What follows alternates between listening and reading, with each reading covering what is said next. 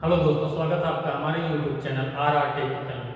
दोस्तों, आज हम लेके आए हाउस वायरिंग पार्ट 17 में हम हाउस वायरिंग में आज हमारा ये ऑटो रीस्टार्ट मोटर कनेक्शन के बारे में वीडियो है। ऑटो रीस्टार्ट मोटर कनेक्शन के बारे में इससे पहले हम ऑटो अलार्म कनेक्शन के बारे में जान चुके हैं। अभी इस वीडियो में हम जानेंगे ऑटो रीस्टार्ट मोटर कनेक्शन के बारे में। ऑटो रिस्टार्ट मोटर कनेक्शन में जानेंगे फ्लोट स्विच के बारे में। फ्लोट स्विच ये हमने बना रखा पहले से, और ये होता है हमारा फ्लोट स्विच, इसको कहते हैं फ्लोट स्विच। ये फ्लोट स्विच है और ये हमारा कंट्रोल स्विच होता है। फ्लोट स्विच का कंट्रोल स्विच होता है।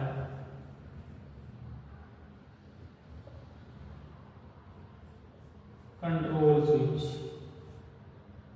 स्विच होता है। कंट्रोल स्विच होता है और ये फ्लोट स्विच होता है। तो हमें टंकी बना, ये टंकी है और ये मोटर है और ये स्विच है और ये 5 पिन सॉकेट है।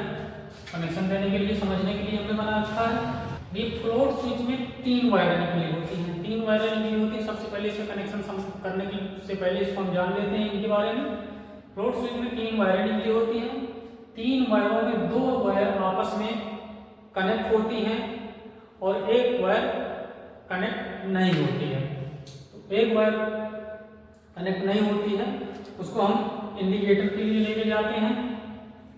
मान लीजिए ये तार एक वायर कनेक्ट नहीं है, हम कंटिन्यूटी टेस्टर लेंगे या कंटिन्यूटी सीरीज बोर्ड लेंगे। 2 तारों को आपस, तीनों में से 2 तारों में से आपस में कंटिन्यूटी चेक करेंगे कि जिसमें कंटिन्यूटी आ रही है स्विच में कनेक्शन करने के लिए होती है। तो अभी हम इससे पहले चेक करने से पहले हम ये देखेंगे कि किस पोजीशन में कंटिन्यूटी आ रही है। फ्लोट स्विच के किस कंडीशन में हमारी कंटिन्यूटी आ रही है। फ्लोट स्विच के इस कंडीशन में फ्लोट स्विच नीचे की ओर लटक रहा है। फ्लोट स्विच, मान लीजिए ये फ्लोट स्विच है और ये वायर है और फ्लोट स्विच नीचे की ओर लटक रहा है। इस स्थिति में हमारे अगर वायर से 2 वायरों से, जिन 2 वायरों से कंटिन्यूटी आएगी,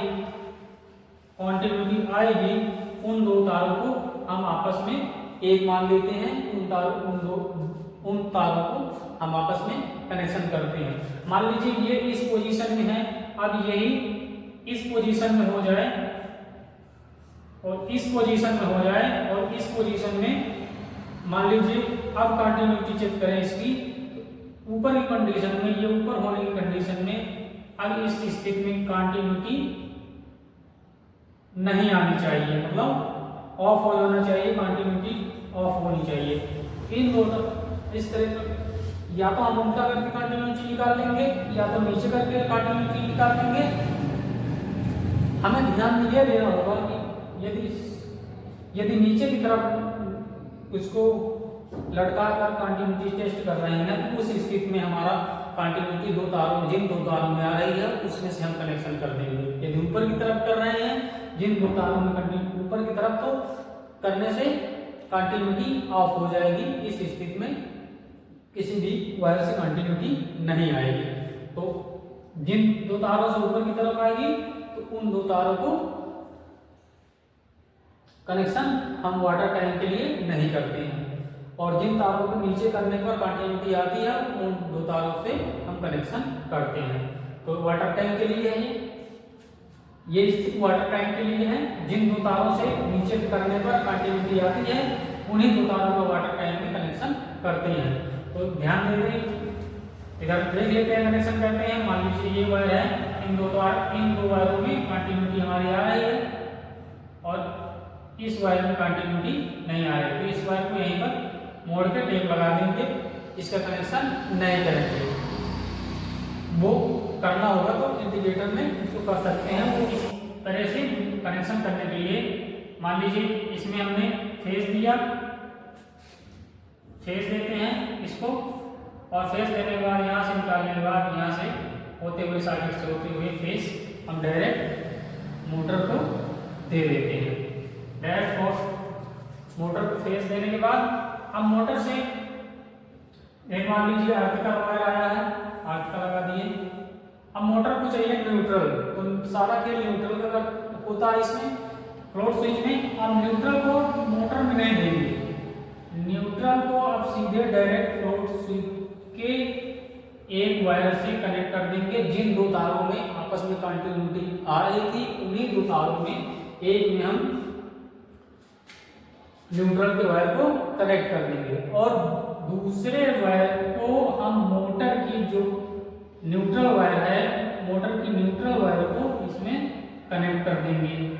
मोटर की ये न्यूट्रल वायर है, न्यूट्रल वायर, और ये फेस वायर है और ये बीच का अर्थ वायर है। तो इस तरह करके कर देंगे। हमने यहाँ से डायरेक्ट न्यूट्रल दिया फ्लोट स्विच को, फ्लोट स्विच से फिर सीधा दे दिया मोटर को।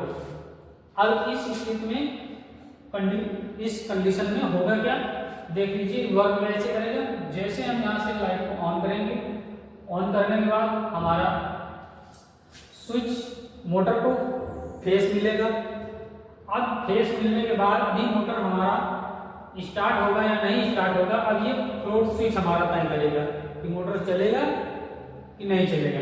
फ्लोट स्विच मान लीजिए इस स्थिति में है, ये इस स्थिति में है फ्लोट स्विच, इस स्थिति में फ्लोट स्विच ऑन हो जाएगा। फ्लोट स्विच सप्लाई इस वायर से इसको न्यूट्रल की सप्लाई को जाने देगा। जब न्यूट्रल की सप्लाई को इसमें जाने देगा मोटर में, तो मोटर ऑन हो जाएगी।